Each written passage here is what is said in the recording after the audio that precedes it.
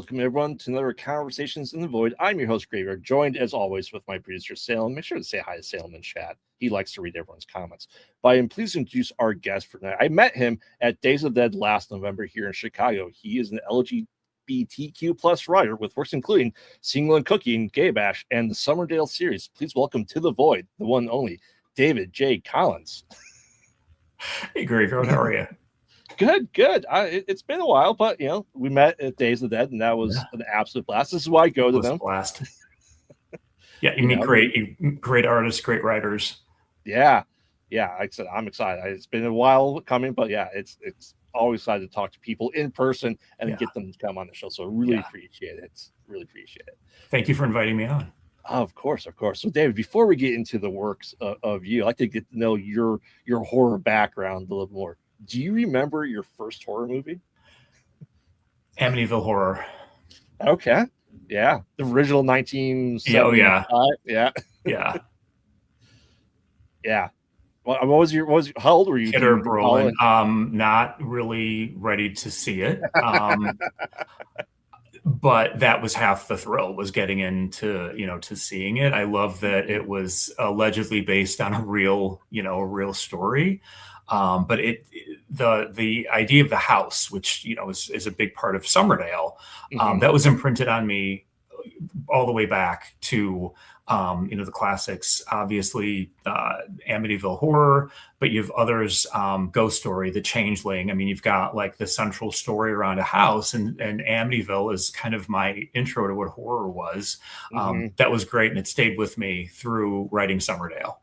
Yeah. Have you watched any of the official sequels that came out, like the 8 that came out after it? No. Oh. No. I was just afraid that, The Godfather is like an anomaly, and anything else is just, if it's going on and on and on, it's just not really going to be as great as the first. So, very few movies exceed in the sequel the amazing original. So I just didn't want to chance that. You should check it out sometimes, because it's really interesting, because essentially what happens is stuff gets sold after the original haunting, and those items from the house go into other houses, so those houses become possessed and spread. Okay. There's like a haunted clock, a haunted dollhouse. Okay. I'm pretty sure there's a haunted lamp at some point. Doesn't Amityville hold the record for the most number of sequels and the entire universe is based on Amityville? I think, if I'm correct, that is the title, which is saying something, considering Friday the 13th and Elm Street, all the other iterations of the other classics. But I think it is Amityville. Yeah, they have. Well, the problem, it's not really necessarily a problem. Amityville is a place, so anyone can call their movie Amityville. So there's 63 movies that have Amityville in it, and yes, there's the house. The house goes to space at some point. Okay. So, it's interesting. It's interesting. So it's a great way for independent people to have a well-known title in there without getting sued, because it's a town. It's a town. Exactly. How did they get the Mystery Machine to Scotland? I mean, it's just, okay, we're in Scotland. Yeah, of course. We're in space. Okay. Yeah, exactly. All right. So, David, do you have an underrated horror movie that you like to show off to people? Like, hey, you haven't seen this? There's a couple, and they're all kind of in that late 70s, early 80s pocket. I always go back to The Changeling. I think it's one of the most underrated horror flicks. Based on budget, special effects. I think it's very effective. It's a strong story, ridiculously well written and acted, in my opinion. I mean, you have Patton in a horror movie, and it was completely plausible. You have an evil senator, and it was so rich with so many amazing you've got the tropes, and you've got this just creepy house, and a child that's just desperately trying to release the truth of his own past. And I thought it was just really, really well done. So I probably say that's the one that I like to recommend to people, because it never seems to make it to, the top 20 every, September, October, here comes Mhm. top 20. I never see it on there. And I think it just needs a little bit more, it just needs a little more respect in the genre, because I think it's a great outing, especially for the budget and, for the special effects, which were Mhm. really simple and I think very effective, especially for what is it, 1980, I think. 1980, yeah, it came out in 1980. I haven't watched it in probably 20 years, but Yeah. yeah, it's definitely on my list. We also do movie reviews, and we always look for. I use this kind of Yeah. look for suggestions, like, oh, I haven't watched that movie, or I haven't watched it in a very long time. It's just good to Yeah. rewatch as well. But I completely agree. It's a fantastic movie. It doesn't, a horror doesn't have to be gory to be effective and creepy as hell. And that's what it was to me. Yeah. But David, on the flip side, is there anything that you just don't understand the huge appeal behind? It's okay, safe space, we don't want to bash anything, but is there anything that, like, Right. it's not everything's everyone's cup of tea? Is there something you just don't understand the hugely popularity of? I was on what I call my horror diet when I was writing Summerdale, because I didn't want any influence. So I could rewatch or reread Right. something, but I couldn't see any. So basically from 2018 until like last year, I watched and read nothing. And it was really difficult, because I think we're in such a renaissance of horror. So I haven't yet seen, so many movies are on my list. I haven't seen Sinners. I haven't seen Weapons. So, like anything that's out now that really got everybody talking, I'm going to have to play catch up. So I can't think of anything offhand. That's fair. But there's so much for me to look forward to seeing. Yeah, I completely agree. When I'm writing short scripts or working on scripts I'm working on, I tell other people, I'm like, I've watched so many movies. I'm like, please tell me I did unknowingly take this from anything else. Like you said, the desert here, because I think it's critical. There's homages, there's things that you like, but there's always that piece of the back head, like, wait a minute, did I see that somewhere else? Yeah. I mean, there's always going to be influences, of course, and you want some of those deliberate homages. I have them in Summerdale, work them in deliberately, but you really want to see that work that's truly original and different. Oh, for sure. So let's get into your works then, David. Was it the Amityville horror that got you into writing, or something that you just grew into, or something you always did as a kid? Yeah, so I grew up only child, lived in the west suburbs of Chicago, shy, creative, and also closeted. So I was very much kind of in my own world for a number of reasons. So creativity is something that I just relied on. Had a very ideal childhood, 70s, 80s, no schedules, all free play. You come home when the streetlights come on. Yep. Perfect Gen X, even though I, couldn't talk about who I had a crush on growing up. There were so many things about it that were wonderful. And one was that my parents supported my creativity, whether that was writing. I wanted to be an architect at one point. So, name any kind of toy that you could build with, I had it. So they encouraged my creativity that way. And that's when I started writing and, sneaking into movies. It was also when cable came around. So all of a sudden, Close Encounters, Poltergeist, a lot of those early HBO movies that were on constant replay. I really learned about narrative and arc and, red herrings and like all the things that make horror so much fun. And the movies that really had something to say about society. Was only later that I really got into like George Romero and David Cronenberg and like visually what they're trying to say about society, that I could understand that a little bit better. But one thing I have to say about horror, growing up closeted, I never needed to be told what the symbolism was. If you appear normal, act normal, dress normal, you're accepted into society. But as soon as there's the full moon, right, and your true nature comes out, then you become something to be afraid of. Then people call you names. Then you're chased. Then you have to live away from people.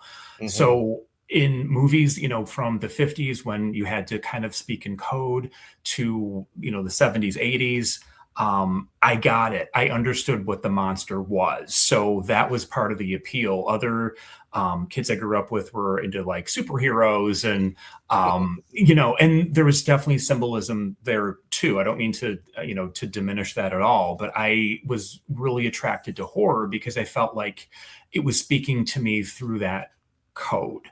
Right. And that was part of the language of cinema. So many of us have a language, have a relationship with cinema, favorite genres, favorite actors or actresses. So that was the one that spoke to me. And it wasn't always that I was afraid of the monster. I sometimes actually identified with the monster because I understood what it was like to feel isolated and not able to really show who you were in public or with other people and also be okay. Right. Yeah, and I get that, and I think that the symbolism is there, and I think that's what makes a great story is that horror has always been. You look at any decade that the social commentary's always been there, and it's always like time capsule of that point in time. Because you look at the original Black Christmas, we're talking early 70s. He's talking about abortions. That was huge. It's huge, and your stories have a lot of symbolism. You talk about some pretty heavy topics as well in your work. So I do. And horror, I wrote, so my first novel, and again, I'm indie. So all this is on me. And 6 years, my first novel, Gaybash, which is fiction, was rejected. So finally in 2014, I just decided to reject the rejection and went with Kindle. And then, people started reading it and I was starting to receive messages mostly through Facebook. Again, this was 2014. And it encouraged me to turn it into a paperback and then also Audible just to reach different audiences, to reach the reader where they are. But I didn't know what the next one was going to be. And Summerdale originally was not horror. It was just going to be a story about a creepy landlord and addiction, because I was, in my 40s, looking back on my 30s and mistakes I had made and people I knew in the community and, some of the things that I had done myself that I really wanted to express, and writing is certainly great therapy. So, I realized that the narrative was coming across a little bit judgy and I didn't want it to be that way. And I realized as I was writing this, what I was actually writing was horror. And by making it horror, released the judgment completely. So all of that went into Mr. McGreevy, who is the supernatural sociopathic landlord in Andersonville. And that tends to be the character that readers like the most. He's interesting. I get a sprinkling of needful things in there. And it's interesting. I don't want to spoil too much, but how much did you determine to give away at the end of the last story versus spreading out across the trilogy? Yeah. I as a writer, I see the ending first. So Summerdale 3, so the end of the trilogy, came out last June. So it is done. The whole book series was 2018 to 2025. So when I was writing it, I knew the kind of the mini endings, because it's the way the books are written, every character has his own chapter. And they're very individual, but slowly in Summerdale 2 and definitely by the end in Summerdale 3, there is a connection between the tenants of this house that may or may not exist at Summerdale and Wayne. And that was really fun to go with. But it was also going on a lot of faith that what I was writing in those years before it became, an ebook and a paperback, that I was going to be able to land these arcs years into the future, and that's really where spirit and faith came through for me, that the characters weren't misleading me, and that I tried to write them as honestly as I was receiving them, with as little judgment as possible. Even a ridiculous character like Aaron exists, and it was really hard not to edit him down or make him, more palpable. But I decided not to do that. I wanted to be as honest as I was receiving it. And that's kind of how I wrote them. It was also a way to make the characters a little bit distinct from one another. There are four. Yeah. They're definitely distinct in their addictions. Yes. And going with that, I have to know, especially with Eric, are you part of the bodybuilding community, or is that something you do a lot of research for? So part of the fun of writing is the research, and finding out about different, ways of life and lifestyles. And Eric is an amateur bodybuilder, which is very definitely a lifestyle, down to the diet. And my tenants, those boys eat, but they eat very different ways. And his was easily the most strict diet it needed to be for what his goals were. But I did a lot of research, and just by, thinking about body image, and image in the gay community is a big part of who we are, for better and for worse. It's certainly gotten worse with social media and that kind of competition. And there's, now there's all this talk leveling about looks maxing, and, going to really, in my opinion, dangerous extremes with,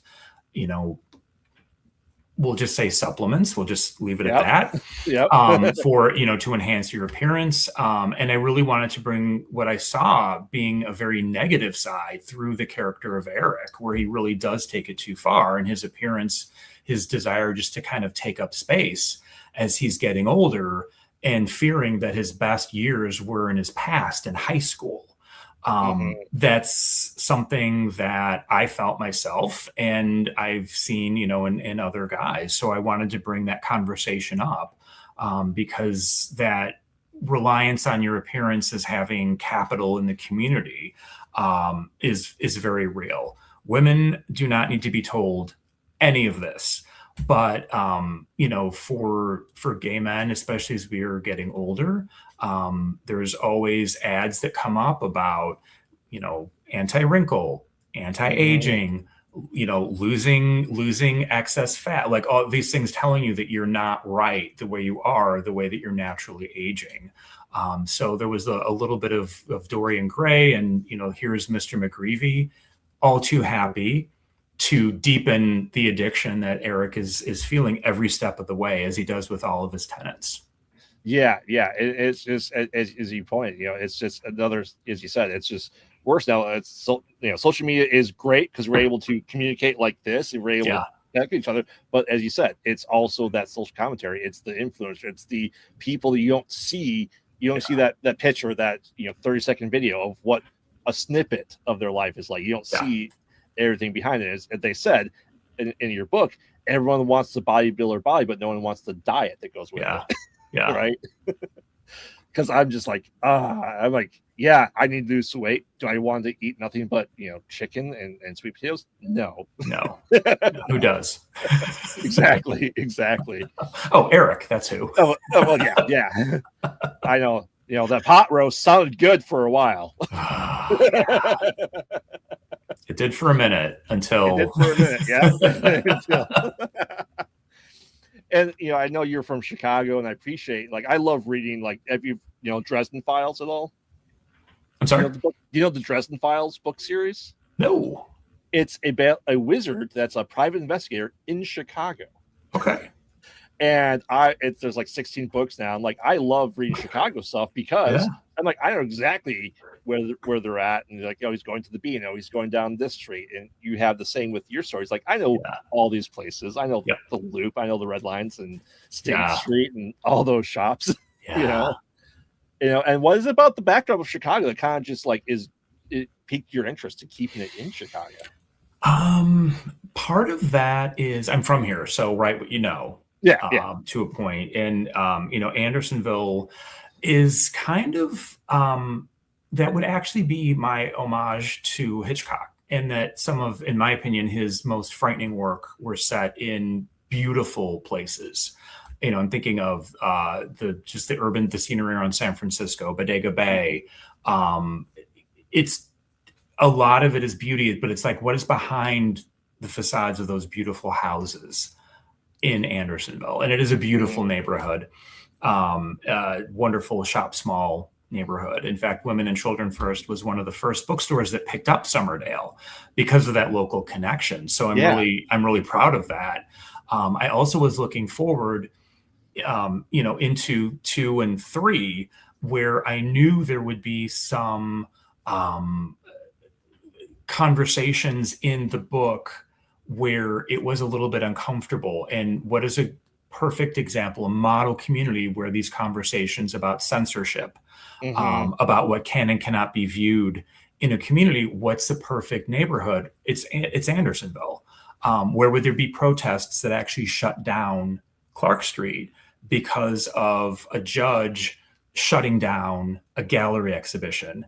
It would be in Andersonville. Where would that action take place? It would be there. So I was also kind of pre-setting or staging what was to come in the story. Okay. And it's just, it's connected to the Red Line, which plays a big role, as you said, in the story. Metra does as well. So it was an opportunity to bring in a little bit of history. Very few people know that there used to be a Summerdale Metra station. So as I was researching, Eric's diet, I was also researching the history of the Chicago and Northwestern, what we call Metra today, and the agricultural transformation of Andersonville and the North Side neighborhoods, right down to why there are so many cemeteries, Graceland, Rose Hill, on the North Side. It's because this used to be the country. So you had all this open land north of downtown that wasn't yet connected to the trolleys, to the heavy rail, which we still have. The trolleys, of course, we no longer have the light rail. But that's why so much of the land up here was agricultural or cemeteries. And then as in a lot of cities of, in the late 1800s, early 1900s, then eventually the land was sold, subdivided, streetcar suburbs became, annexed into the city itself. So the history of it was something I really wanted to bring in, down to that, that little play with the plaque and the date being wrong that Eric recognizes. He's like, okay, and that's a cue to the reader. Okay, something's not quite right here. This house couldn't have existed in 1837. And McGreevy uses that because he knows it's going to get Eric, and Eric has a very deep need to be right.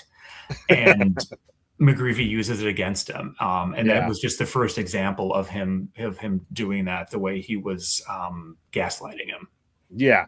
Now, was that architecture just because of your passion for and potentially going to architecture at one point that you were able to write about that? Yeah, I chose the Foursquare for a main reason is it is a truly American vernacular style.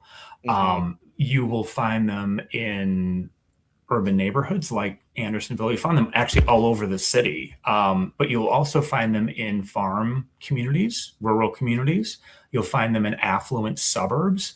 The Foursquare house, whether it's wood, brick, stone, that form is found all across the country. So I was hoping that as the reader is getting into the trilogy, they start seeing the Foursquare everywhere and figuring maybe that's what the house looks like. Maybe that's where it is. So it's kind of like, you hear a word for the first time. You've never heard this word before, and then you start hearing it.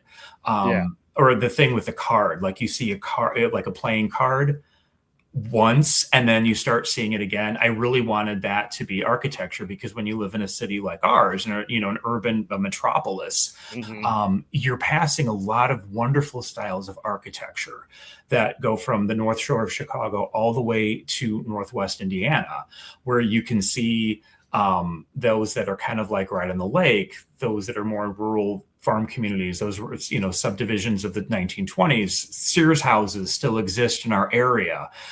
So architecture was a big part of it. The other side was I wanted it to be to break the trope of the haunted house, that it does not have broken windows and torn curtains. Mhm. It's a beautiful, It's well-kept home. immaculate. Yeah. Immaculate. And Yeah. it's a house where you get the entire third floor, and it's such a beautiful place that even a snob like Aaron is proud to tell people that's where he lives. So it would have appeal across different ages, and it would be appealing for lots of different, guys to want to live there from different backgrounds. They would be Yeah. proud to call that house their home.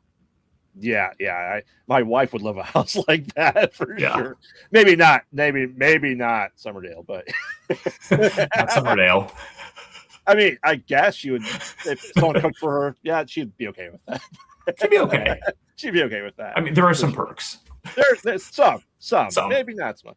Yeah. But I also noticed that with your characters, the one I read, the first one, there's a lot of people that are working these mundane cubicle jobs because let's face it, that's what Chicago is. I worked in one of those for many years. Yep. It's just it's that the emptiness, and it's that just plainness that just like Summerdale is a home away from home for them. It's a way to relax and be themselves. It is, and it's colorful, and it's warm, and it's inviting. Readers have actually told me that in their opinion, and they feel in some ways that Mr. McGreevy is actually the nicest person in the lives of some, because their work situations are so toxic. Mm-hmm. Yeah. I mean, Aaron kind of made his that way. Yes. Yes. But yeah, it's interesting. Like I said, it's just that he said that drab is that cubicle gray. That's just, it is life sucking. It is. For sure. Awesome. So I know we want to talk a little bit here. You're working with indie people making your swag and your covers, and what's it been like for you as an indie guy who is a writer to find artists to work with your stuff? It's been great. It's something, we're certainly in an age of AI, and the ease of using swipe files and easily instantly downloadable covers. But I knew from the very beginning, from the first novel, 2014, I wanted to be an artist who supported artists. So for all of them, I have worked with graphic artists. I am not a graphic artist. I cannot do everything. So I want to give that over to someone whose talent they have that eye. And one of the things, that I've been really excited about is the way that TD just kind of got the story and expressed it through the cover, which I gave him almost total creative freedom, which is something a lot of graphic artists don't have in their jobs, something unique in the portfolio. And as I'm selling them, as I'm at festivals like Days of the Dead, people comment on the cover, and I'm always quick to give credit to whichever book they're looking at that gets their attention, because as we know, people do judge a book by its cover. I want to make sure that they get full credit. They're thanked inside. Whenever I post something that TD did, I want to make sure that I tag him and that there's proper thanks given to his work and his contribution to the story. The covers do tell a story. And another thing that I was really proud of was swag. It's the stickers, it's the promo cards. And then this is the original 2018 Summerdale bookmark. And it actually went through. I'm going to see if I can get in the light. You can see where it rolled through on the back. There it is. It went through. This was an old-fashioned crank. This was done, printed, embossed by hand. And this goes back to 2018. So the original readers who bought the book back then got that bookmark. I've since moved on to other bookmarks. Have a wonderful partnership with Candyality, the local candy store that makes Summerdale Crunch caramel corn. We're going to our 6th year of that partnership. I love breaking the fourth wall. So the bookmark now has Candyality's logo and website on the back. Nice. But I always want to make sure that I'm working with small businesses, amazing small businesses here in our area, and supporting and uplifting other artists.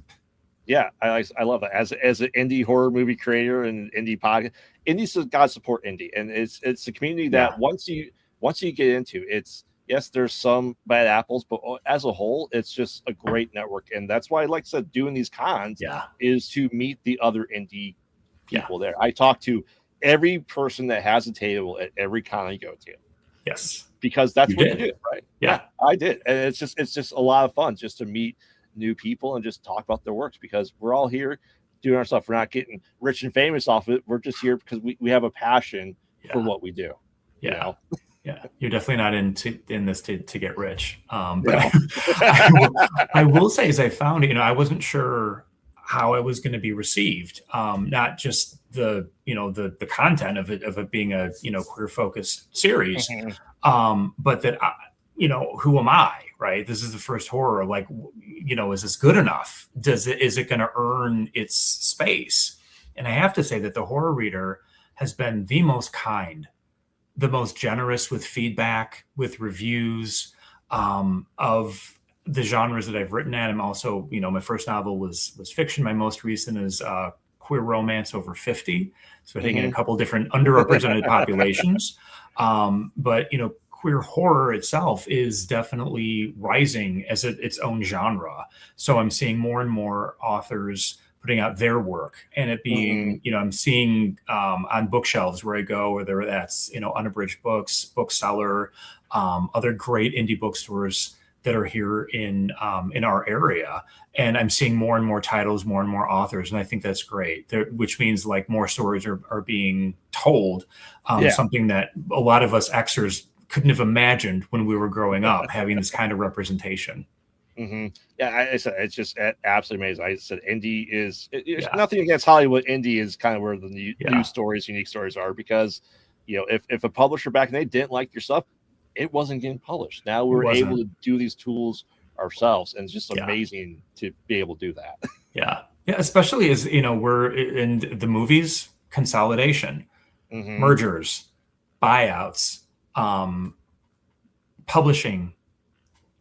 I think we're down to 5. I mean, it's just, and then on top of that, you have the whole side with the Anthropic lawsuit of, all of us have had our works basically taken, scraped. And, there we are. Yeah.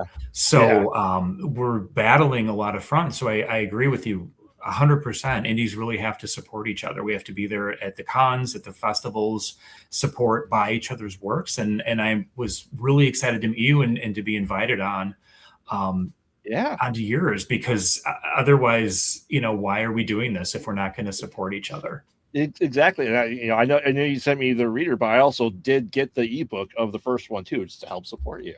Thank you. Of course. All right, David, you ready for these end of the interview questions here at the time? Sure. These might be the hardest questions you've ever been asked. You ready? Okay. Now I'm nervous. All right. Practical or CGI for movies?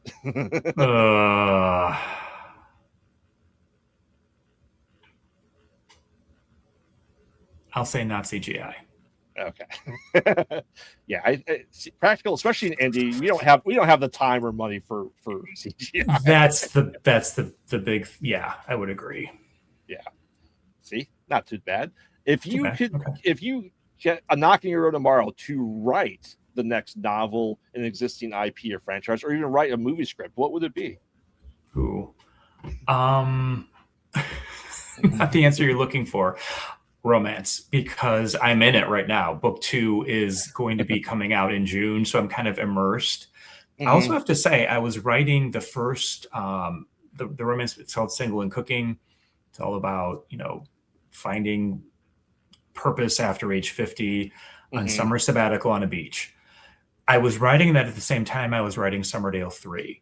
So I would never recommend in 1 year writing 200,000 word novels. However, that's what I did, and working full time. And it helped me because I was going back and forth between the darkness and the sadness of, you know, ending stories with characters that I've been with for 6 years. Mm-hmm. And then when that was getting too dark, I would take myself to the beach.